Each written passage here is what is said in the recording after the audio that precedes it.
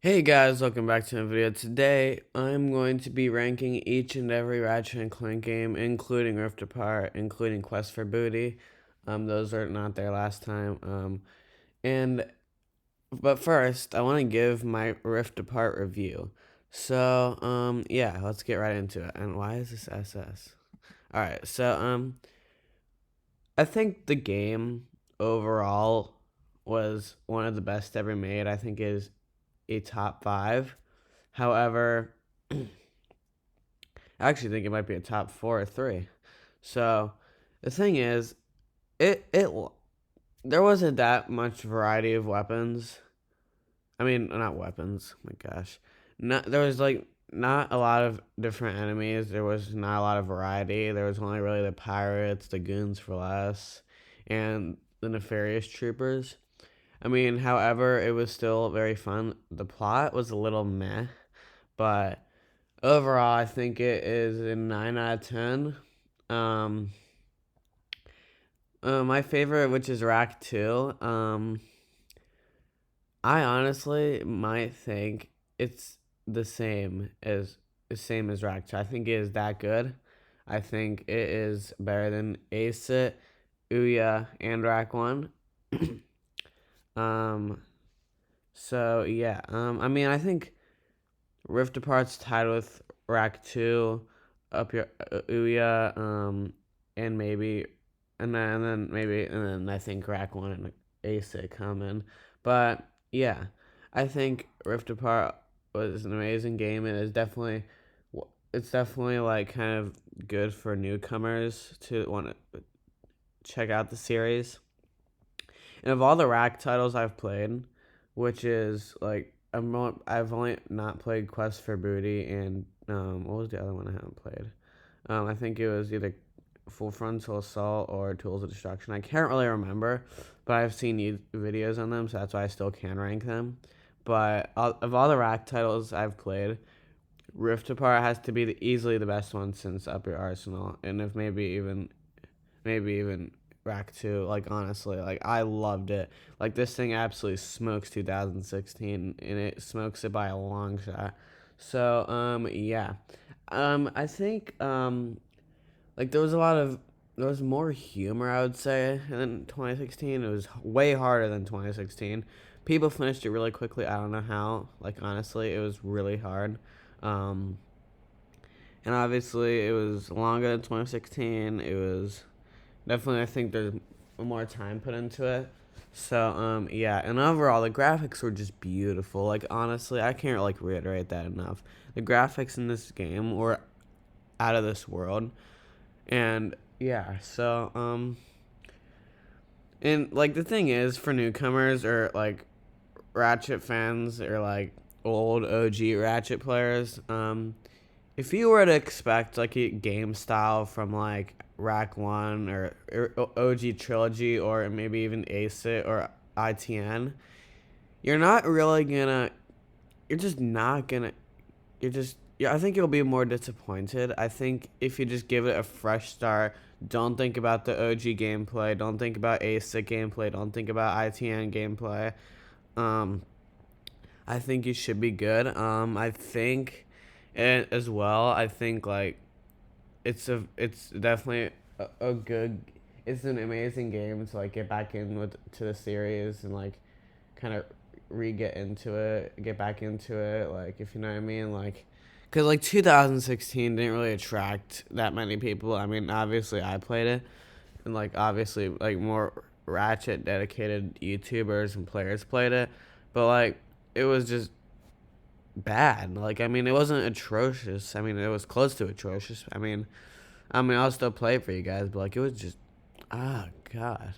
But yeah, I think it was easily, easily one of the best ones ever made. I think there was a lot of time put into it. I think the enemies sound like remember in Rack One how Drac sounded really, really, really dark, and then in the remake he sounded like really just like the complete opposite of that. Like it's that sort of thing. Like in Rift Apart, the Nefariouses sound like way more dark, and yeah. So yeah. I think that is my Rift Apart review. I don't think I have anything else to say. Although I do think Clank was a little railroaded, although Kit was in the game as well. I think Ratchet might have been a little railroaded. I mean, not really though, because I think it was. It's just really hard to like have two characters in the game like that, and they did it perfectly, honestly.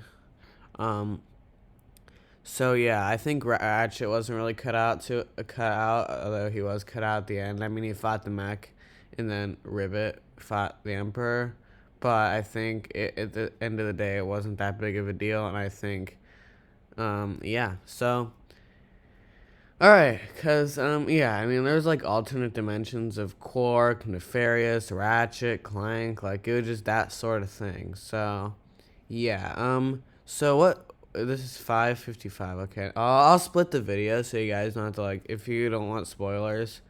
Yeah. So let's rank these games now. We got every single title ever made, including the mobile games. So yeah. Starting on. And by the way, I didn't play the mobile games, but that doesn't really matter. So yeah.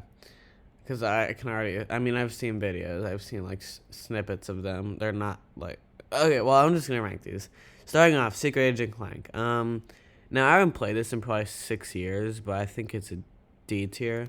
I think it was just meh. Honestly, I don't think there's nothing.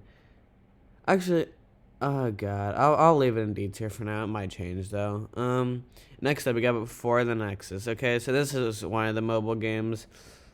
It's going in D tier. It's not available anymore. You know, I might as well just do this with going mobile as well.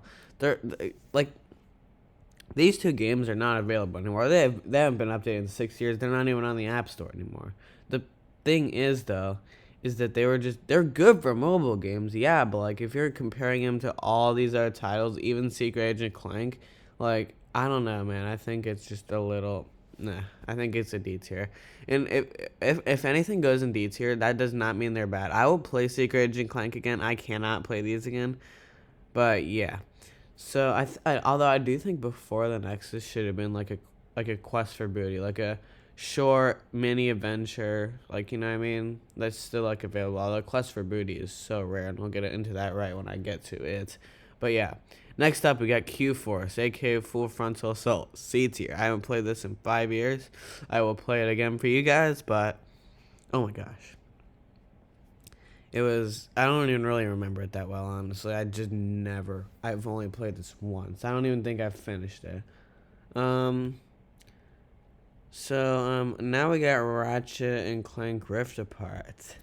Oh, yes, I'm doing it. S tier, easily. I mean, I already explained it in the review, but the graphics were just beautiful, and yeah, I just loved it overall. Into the Nexus. I'll give it an A tier, although I don't think it's one of the best ones. I don't think it's horrible. It's obviously Rift Apart was a follow up on it, but yeah. Next up we got Rack 1 S tier. I'm not like putting these like above each other, although I think I will probably give my final rankings for just this tier up here.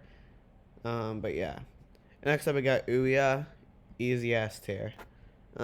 Tools of Destruction. B tier. I think it's pretty good.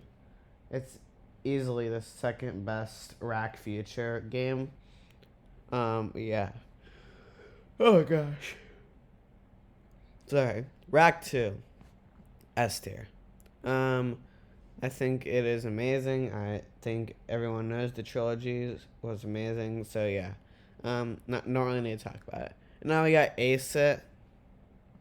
S tier for sure. I loved Aceit, dude. Although, yeah, wow. Deadlocked. I had it in A tier last time. I'll leave it there. I think I haven't played it in probably like 2 years, but yeah, I still liked it. Size Matters. Okay, Size Matters is the weirdest game in the series in my opinion. And here's why. Okay, there's only one reason why it's weird. This game was made in 2007 or 8. I think it was 2007. Let me look that up real quick. Ratchet and Clank Matters. Okay, it's 2007. This game was made in 2007. 5 years ago was 2002 when the original was made. And the original had way better graphics than Size Matters. Size Matters had atrocious graphics. I'll still play it for you guys, but it's not going to be in good quality. It's a C tier for that. Yeah, I haven't played it in probably like 6 years as well. Quest for Booty. Okay, now we need to have a long talk about Quest for Booty here. Quest for Booty is kind of like like it's between Tools of Destruction and A Crack in Time, because Tools of Destruction and A Crack in Time are linked, but like Quest for Booty, it's kind of like an adventure to find Clank or something. I've never played it. I'll play it eventually. It's so rare, for some reason. Oh my gosh, I'm yawning like crazy. I'm sorry, but like, yeah. I think it was like it's like only like a few hours long. I could probably play it in one single stream or playthrough, whatever you want to call it.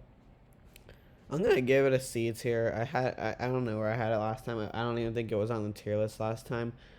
I think it's like just kind of like a mini adventure. It says mini adventure on the back of it, I'm pretty sure. So yeah, I think it's just more like that small, like, okay, get a little Ratchet in the game, you know what I mean? Because like Secret Agent Clank came out the same year, so yeah.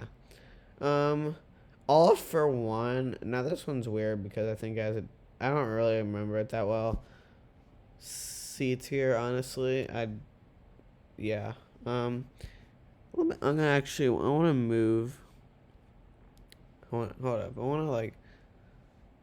All right, yeah. Never mind. Let's see here. Ratchet and Clank 2016. Okay, I'm not gonna put it in D tier. I'm gonna put it in C tier for now. I don't really think it's a D tier. Like, I mean, actually, you know what? I'm gonna move this up here. No. I'm gonna move this up to C tier as well, just because these two just have their own category. So let's like actually make that happen. Add a row below.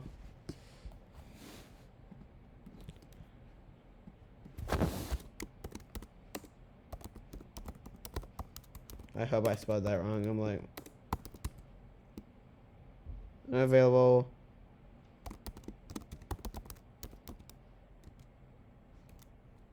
Unavailable mobile.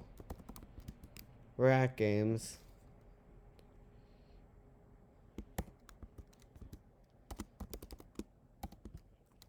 Okay, so this is what we'll do. There we go. I think I like that. So, thank you guys for watching. I'm going to divide this video up, so obviously if you guys want to like, because I didn't spoil like any really big details about Rift Apart in this. So, yeah. I'm going to leave this up here. I'm going to split the video up for you guys. So, thank you guys for watching. Like, subscribe, comment. I'll see you in the next one. So yeah, peace.